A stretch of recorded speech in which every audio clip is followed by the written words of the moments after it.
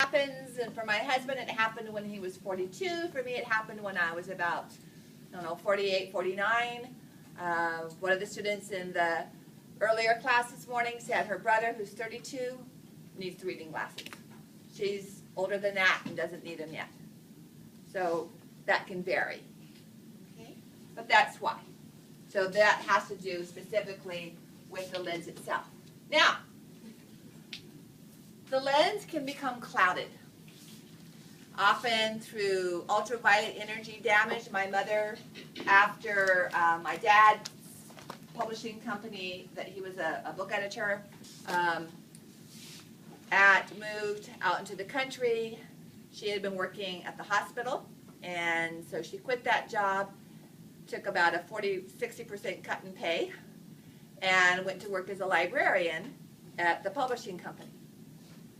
But she got to go to work with my dad, and they had Fridays off because they worked 4-day weeks and stuff. And so after about 3 years, she developed cataracts in both eyes. And she swore it was because she sat at a table that had a sunroof thing, and all this light poured in and reflected back on her eyes. I have no idea. But she developed cataracts in both eyes, and for cataract surgery, they open the cornea and remove the lens and replace it with an artificial, usually plastic of some sort, lens. Now, when they do that, there is the option, I'm not sure which insurance companies pay for it, but they can also replace the ciliary muscle function with the plastic lens, and it makes the adjustment for the plastic lens. Is just a solid structure, but it can change shape, and it's attached to a structure that stretches and allows it to, how do they connect that with nerve and everything else? I don't know, but it replaces that, and that is included in the cost of the surgery.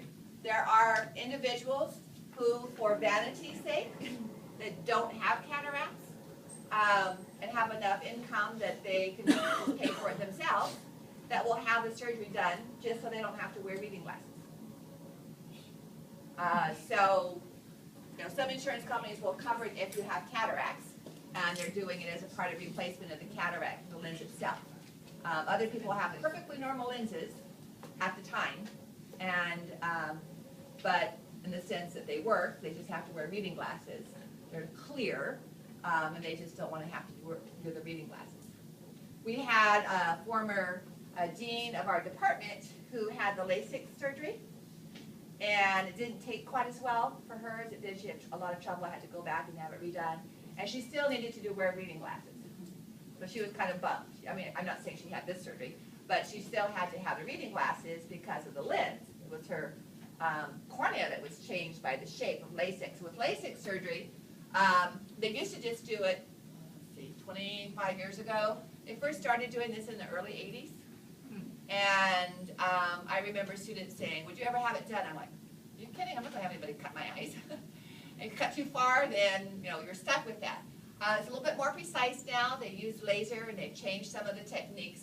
But essentially what they're doing is, I don't know how many of you sew, but if you're sewing a seam between two pieces of fabric that has a curved edge, you make clips, little wedge-shaped clips, so that when you turn it inside out, it lays flat.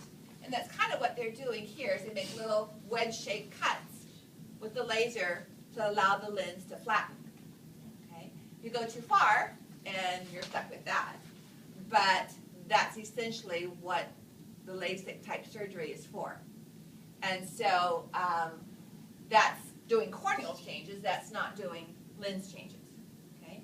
Corneal transplants are done to provide individuals that have severe astigmatism, where the corneal surface is irregular. Replace that, and that's usually done with cadaver corneas. All right? And so it's sutured all the way around, and it's an entirely different cornea. I knew a guy who's a good friend of my sister's husband who had severe astigmatism, and this is in Tennessee. He went down to Atlanta and had his corneas replaced with a transplant. Came back, and within a week went back to playing racquetball without goggles.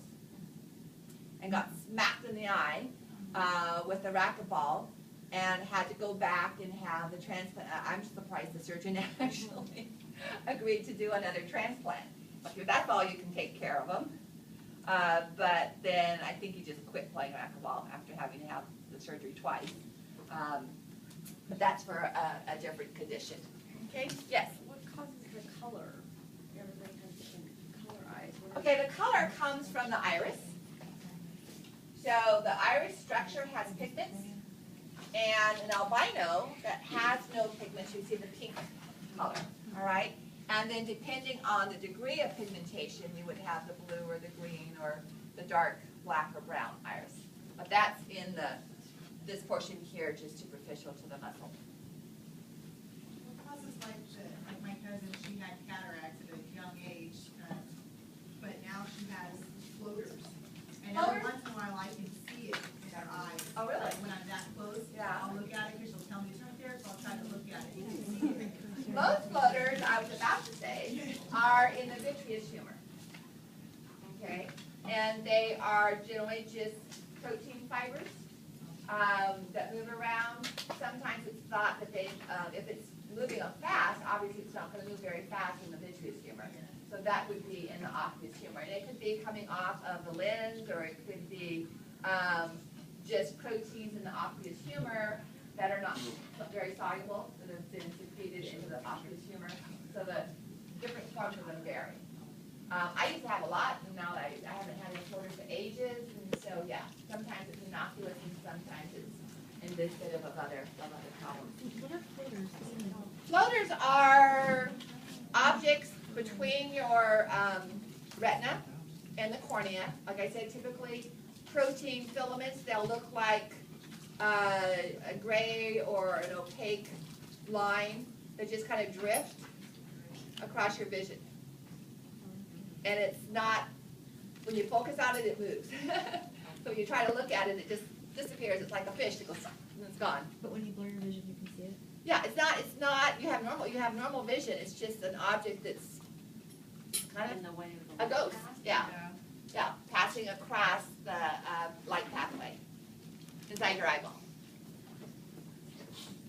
All right, I think this is a good place to stop and take a break. And then when we come back, we'll look at the physiology of creating or stopping the visual current. So we'll start at page 124.